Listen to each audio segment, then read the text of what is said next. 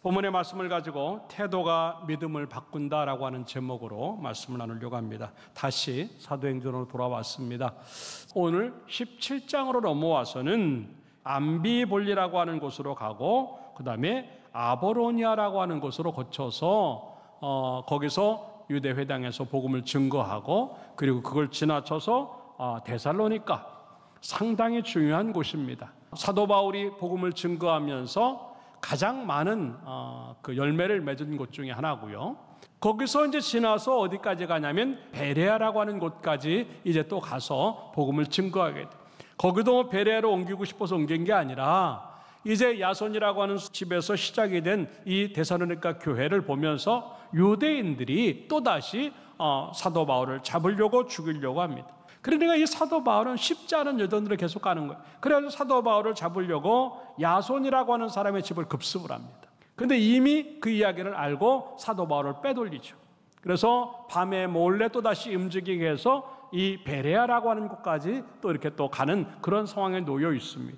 베레아라고 하는 곳으로 가서 보니까 얼마나 복음의 역사가 커지냐면 정말 상상할 수 없는 일이 거기에 또 생기는 거예요. 근데 베레아 사람은 오늘 성경은 뭐라고 얘기를 하고 있냐면 조금 다른 사람들로 우리에게 소개를 하고 있어요. 뭔가 다른 것과 비교해 봤을 때 수준이 차이가 나는 엄청 높은 수준을 가진 이 사람들의 모양으로 우리에게 소개하고 있다고 하는 것입니다. 그 모습이 뭐냐면 말씀에 대한 태도였어요. 똑같이 말씀을 듣는데 이 베레아 사람들은 그 말씀을 이제 대하는 태도나 그 말씀에 대한 반응이 달랐다고 해요. 태도라고 하는 게 어떤 사건이나 환경에 의해서 마음에 있는 것들이 반응으로 나타나는 것이 이 태도라고 하는 말이에요. 그렇기 때문에 내 태도가 어떻게 되느냐에 따라서 내 믿음도 바뀔 수 있고 인격도 바뀔 수 있고 삶도 바뀔 수 있는 거예요. 그럼 다시 한번 우리의 모습들을 돌아보면서 나는 과연 말씀에 어떠한 반응을 보이는가? 나는 그 믿음이 이 태도를 만들어낼 수 있을 정도로 태도의 모습을 내가 책임을 지고 있고 그 태도를 잘 만들고 있는가 하는 것들을 생각해 보면서 베레아 사람들처럼 수준이 높아지는 그런 모습이 우리 가운데 주어져서 내 마음이 곧 내 태도고 그 태도로 인해서 내 믿음은 점점 도와지고 그것으로 인해서 말씀에 반응하는 만큼 말씀이 우리 삶들 속에서 축복과 은혜로 만들어지기를 주님의 이름으로 축원합니다. 그러면 이 베레아 사람들이 우리에게 보여준 모습이 어떻게 이러한 수준이 나오는가 하는 것들을 몇 가지로 생각해 보면서 은혜를 나누고자 첫째 따라서 합시다. 더 너그러웠다. 예, 오늘 본문의 11절의 말씀에 보니까 데살로니가에 있는 사람하고 비교를 해도 이 사람들은 더 너그러웠다라고 표현을 하고 있어요. 너그럽다고 하는 말은 열려있다라고 하는 거예요. 열린 마음이에요. 모든 것들을 수용할 수 있고 받아들일 수 있을 정도로 마음이 열려있고 트여있는 겁니다. 유대인들, 특별히나 이 데살로니가에서 쫓아온 유대인들의 모습을 보면 굉장히 마음이 좁고 편협되어져 있어요. 자기에게 맞지 않은 어떤 상황이나 자기 생각에 맞지 않은 것들이 들어오면 용납을 할 수 없는 그런 모습들. 그러니까 그들은 말씀에 대해서 거부할 수밖에 없고 말씀을 밀어낼 수밖에 없는 그런 상황에 놓여 있는 겁니다. 초대교회 사건에서 마찬가지입니다. 스데반이 참 능력 있는 말씀을 증거합니다. 그의 설교는 아주 멋졌습니다. 어느 정도였냐면 모인 모든 사람들의 마음을 찔렀다 그랬어요. 그러니까 얼마나 대단한 설교를 했는지 몰라요. 그 설교의 말씀에 찔림이 오면 회개하고 바꿔야 되는 거예요. 근데 그네들은 그렇게 하지 않았어요. 너무 맞는 말을 하니까 그네들은요 견딜 수가 없었고 성경은 이렇게 말합니다. 이를 갈며 돌을 들어서 스데반을 쳐 죽였다 그랬어요. 이겁니다. 말씀에 대한 반응이 뭔가 그 태도가 뭔가 하는 것들은 이미 그 마음이 어떠한가를 다 보여주는 겁니다. 하나님의 말씀을 그대로 들으려고 하는 열린 마음이 그들에게 있었다고 한다면 그 말씀이 들어올 때마다 그들은 찔릴 때마다 회개하고 바꾸고 변화가 돼야 되는 거예요. 근데 이미 안 들으려고 마음을 먹고 앉아 있으니까 그들은 말 들을 때마다 자꾸 충돌을 일으키는 겁니다. 왜 저런 얘기를 하지? 왜 저런 얘기를 하지? 그러니까 그 충돌 때문에 진리의 말씀이 들어간다 할지라도 오히려 진리를 꺾으려고 하고 그 말을 말하는 사람에게 돌을 들어서 죽이려고 하는 데까지 가는 모습이 바로 그 마음이라고 하는 거예요. 우리도 마찬가지입니다. 너무나 많이 편협된 생각, 하나님의 앞에 말씀을 듣는데도 불구하고 너무나 많이 내 생각이 꽉 차 있어요. 그리고 내 선입관 아니면 또 추측, 이런 것들이 내 속에 가득 차 있으니까 내 속은 좁아질 대로 좁아져 있는 거예요. 말씀이 들어갈 틈이 없을 정도로 좁아지니까 그 편협된 마음 속에, 그 생각 속에 하나님의 말씀이 들어갈 수도 없거니와, 들어간다 할지라도 밀어낼 수밖에 없는 그 상황이 거기에 있다고 하는 것을 보여주는 그런 얘기입니다. 이것들을 깨기 전까지는요, 우리는 수준을 바꿀 수가 없어요. 이걸 깨기 전까지는요, 믿음의 모양을 바꿀 수가 없다고 하는 것입니다. 이제 여러분들이 말씀에 대한 반응들을 다르게 함으로 말미암아 무슨 말씀을 하시든 이걸로 받아들이려고 하는 마음이 있어서 말씀이 들어갈 때마다 여러분들의 믿음이 바뀌고 여러분들의 수준이 바뀌는 것들을 경험하기를 주님의 이름으로 축원합니다. 사무엘상 3장 이제 10절의 말씀에 보니까 하나님이 사무엘을 부르실 때 그런 얘기를 합니다. 사무엘아 사무엘아 부르시는지라 사무엘이 이르되, 따라서 합시다. 말씀하옵소서. 주의 종이 듣겠나이다. 네, 이럴 때 위대한 인생이 되는 거예요. 종의 마음으로 겸손하게 하나님이 무슨 말씀을 하시든 간에 나는 그냥 듣기만 하면 되는 그 사람, 이게 태도예요. 우리는 그런데 종의 마음도 없고 종의 태도도 없는 겁니다. 그러니까 들으려고 하지도 않고 말씀을 갖다가 밀어낼 때가 너무 많다고 하는 것을 의미하는 것이죠. 비슷한 얘기가 열왕기상 3장에 보면 솔로몬의 이야기로 나오고 있습니다. 솔로몬이 왕이 되었습니다. 그리고 하나님 앞에 1000번의 제사를 드립니다. 그 제사를 드리고 나니까 하나님이 너무 기쁘셔가지고 내가 너에게 뭘 해줄까 얘기하라. 그게 열왕기상 3장 5절의 말씀이에요. 내가 내게 무엇을 줄꼬. 그럴 때 이 솔로몬은 무엇을 구할까 생각하지도 않아요. 9절에 가서 뭐라고 말을 하고 있냐면 이렇게 말합니다. 따라합시다. 듣는 마음을 종에게 주사. 예, 거기서 종의 입장이에요. 듣는 마음을 종에게 달라고 하는 겁니다. 그냥 하나님으로 충분하고 하나님의 말씀만 들어도 나는 통치할 수 있고 이 나라를 만들 수 있고 내 인생을 살 수 있다고 하는 고백이에요. 사실 이게 어찌 보면 예배 끝에 나오는 결론이에요. 제가 언젠가 얘기했지만 이 솔로몬이 이 예배를 드리니까 예배 끝에 이 1000번이라고 하는 계속 반복되어지는 그 예배를 드리면서 뭐가 남기냐면 하나님이 남는 거예요. 또 예배하고 또 예배하고 또 예배하니까 자꾸 예배 드릴수록 내 것은 없어지고 결론적으로 남는 것은 하나님밖에 없다고 하는 것을 우리에게 보여주는 그런 모습인데, 이게 예배라고 하는 거예요. 여러분, 우리도 마찬가지예요. 예배 끝에는 하나님만 남기기를 주님의 이름으로 축원합니다. 이게 진짜 예배 잘 드리는 거예요. 어쨌든 간에 이 솔로몬은 지금 그렇게 얘기를 합니다. 하나님, 듣는 마음을 주시옵소서. 이게 지혜예요. 딴 게 지혜가 아니에요. 하나님의 음성을 들을 수 있는 자가 지혜로운 자입니다. 그랬더니 하나님은 이것까지 또 기뻐하시는 거예요. 그래서 야, 너 어떻게 그런 걸 구하냐? 그래가지고 네가 구하는 지혜를 내가 당연히 주지. 그리고 지혜만 주는 것이 아니라 내가 내게 구하지 아니한 13절로 가면 구하지 아니한 부귀와 영광도 같이 주겠다 그랬습니다. 근데 이렇게 구한 것도 주고 구하지 않은 것까지 준 이유가 뭐냐면 솔로몬이 구한 것을 10절에는 이렇게 말합니다. 솔로몬이 이것을 구함에 따라 그 말씀이 주의 마음에 든지라. 예, 하나님 마음에 쏙 든 거예요. 여러분, 이 정도의 마음이 있으면 얼마나 좋겠는데, 근데 딴 것에 그거 있지 않아요. 듣는 마음, 듣고자 하는 마음이, 열린 마음이 그 속에 있을 때 이러한 결과가 주어지고, 이것으로 인해서 솔로몬은 가장 위대한 왕의 한 사람으로 살아갔다고 하는 것을 보여주는 그런 모습이지요.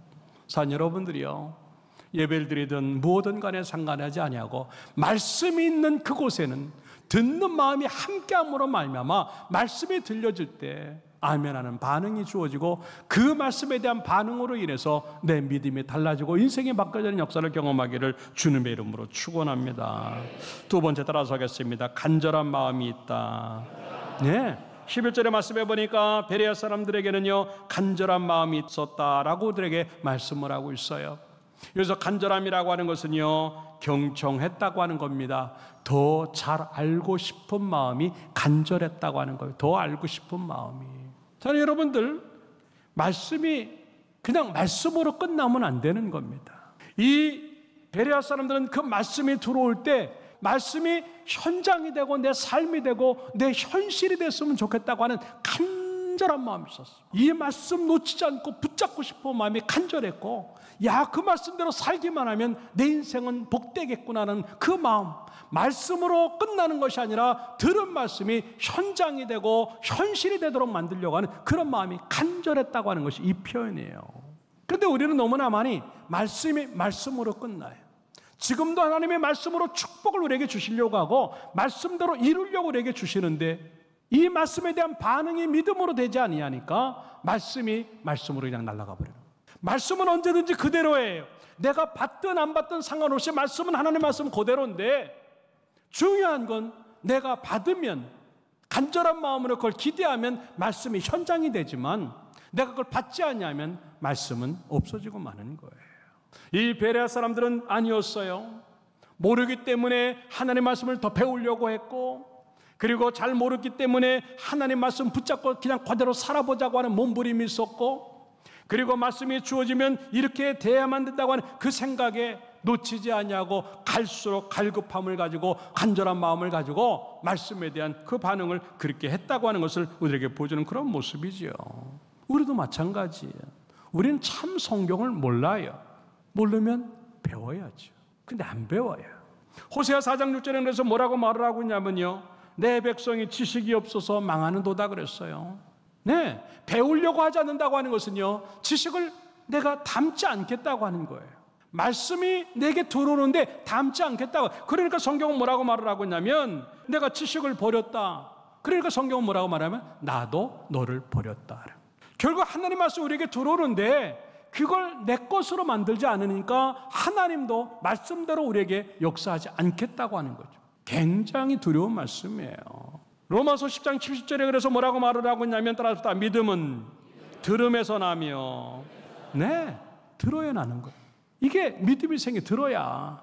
근데 아무거나 듣는 게 아니에요. 내가 듣고 싶은 것만 듣고 내가 알고 싶은 것만 듣는 게 아니라 그리스도의 말씀을 들음으로라고 하는, 곧 성경 말씀이죠. 성경을 성경으로 듣고 말씀을 말씀으로 들으려고 했을 때 우리의 믿음이 바뀔 수 있는 것인데, 나는 그렇게 간절한 마음으로 그걸 듣겠는가 하는 거죠. 그 듣는 마음이 우리들에게, 경청하는 마음이 우리 가운데 얼마나 있겠는가 하는 것이죠. 이제 여러분들 말씀을 말씀으로 그냥 두지 말고 그 말씀은 나에게 이루어진다고 하는 간절한 마음을 가지고 그 말씀에 믿음으로 반응함으로 말미암아 말씀이 여러분들 가운데 꼭 이루어지는 능력과 기적이 되기를 주님의 이름으로 축원합니다.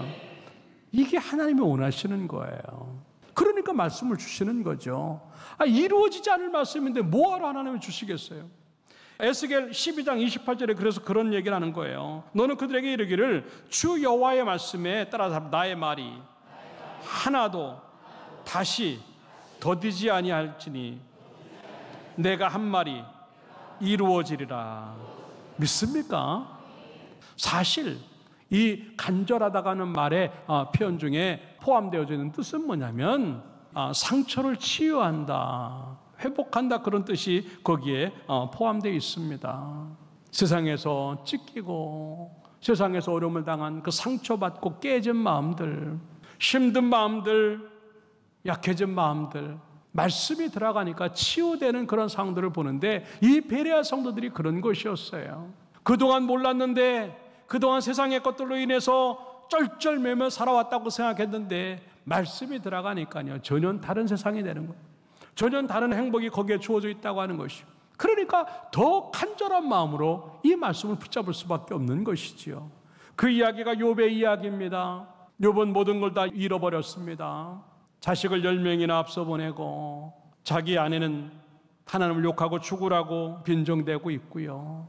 가진 건 다 없어져서 빈털터리가 되었습니다. 그리고 자기의 몸은요, 이제 사기 조각으로 긁어도 시원치 않을 정도로 질병을 앓고 있습니다.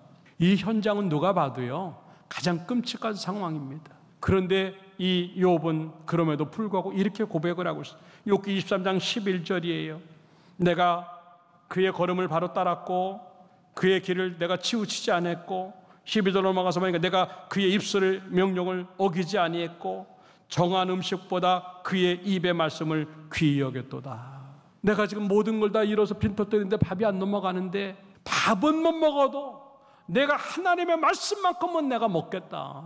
하나님의 말씀만큼 내가 붙잡겠다라고 하는 고백을 지금 하고 있는 거예요. 결국 하나님은 그 말씀대로 현장으로 바꾸어 주시고 이 욥이 잃어버렸던 모든 것들을 곱절로 다시 회복을 시켜주시고 가장 위대한 인생으로 바꾸어 주셨다고 하는 것 우리는 잘 알고 있잖아요. 마찬가지예요.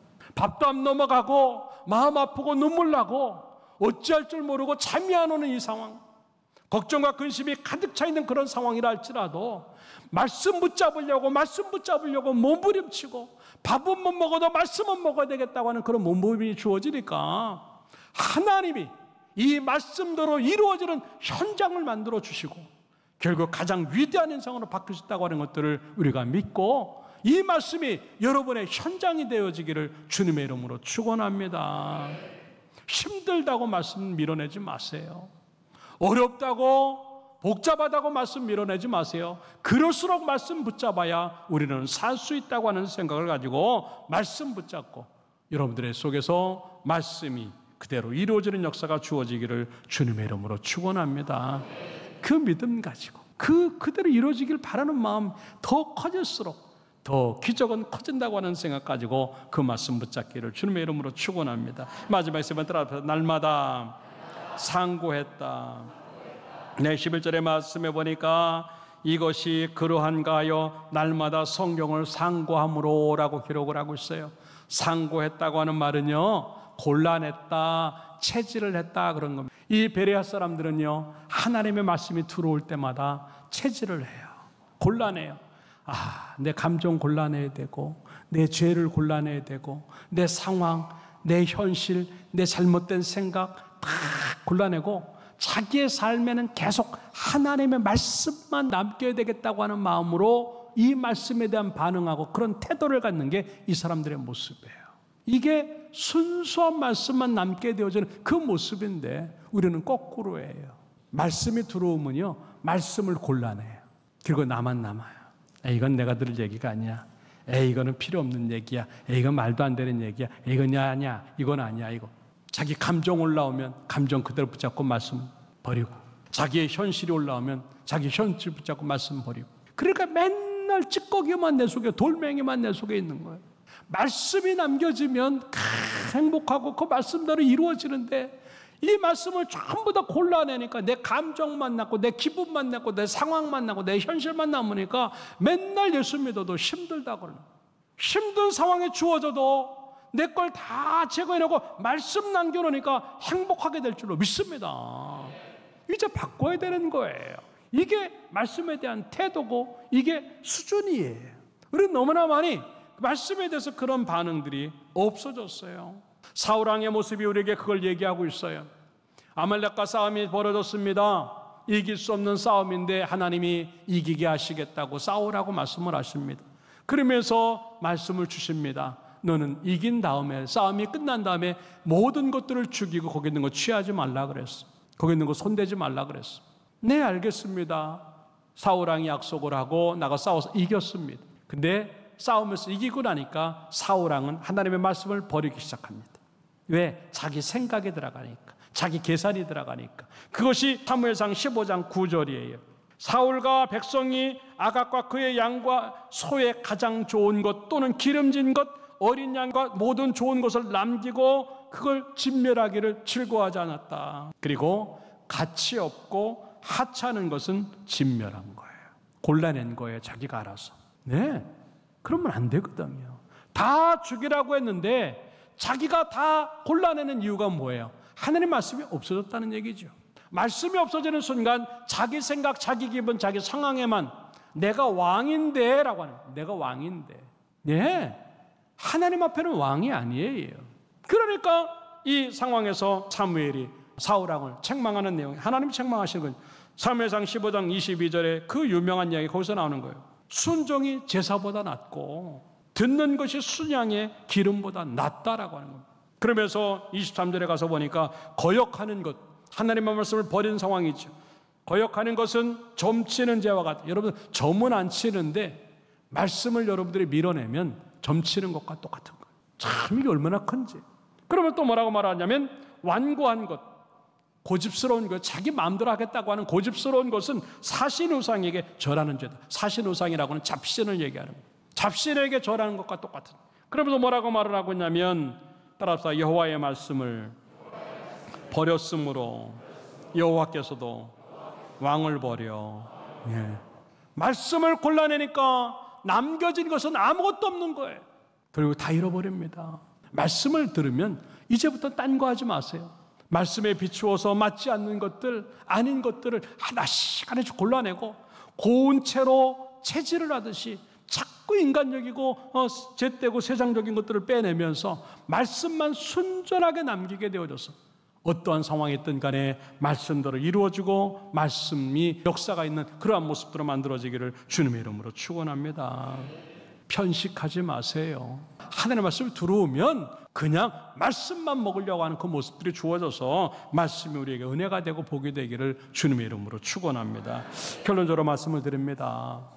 태도는 우리의 믿음을 바꿀 수 있어요. 그동안 왜 그렇게 믿음이 안 바뀌었을까? 그 믿음이 안 바뀌니까 인격이 안 바뀌고 그 인격이 안 바뀌니까 인생이 안 바뀌는 건데 왜 이렇게 안 바뀌었을까? 예, 말씀에 대한 태도가 잘못되어 있어요. 말씀에 대한 반응이 잘못되어 있어요. 그렇게 많은 말씀이 들어오는데도 불구하고 처음부터 나는 오늘 무슨 말씀을 하든 간에 나는 듣겠다고 하는 열린 마음이 없었다. 그리고 그 말씀이 진짜 내 현장이 되겠구나 하는 간절한 마음이 없었다. 그리고 이 말씀 들어오면 내 거 다 골라내야 되겠다고 하는 그런 마음이 없었다고 하는 거예요. 이제 다시 한번 오늘 이 말씀을 통해서 말씀이 들어오면, 아니 말씀의 시간이, 말씀이 있는 그곳에는 내 마음이 듣는 마음이 되고 그 말씀대로 이루어진다고 하는 간절한 마음으로 현장을 만들고 그리고 나를 골라내는 그 모습들로 인해서 말씀이 우리 가운데 기적이 되고 복이 되고 모든 것이 되어지기를 주님의 이름으로 축원합니다.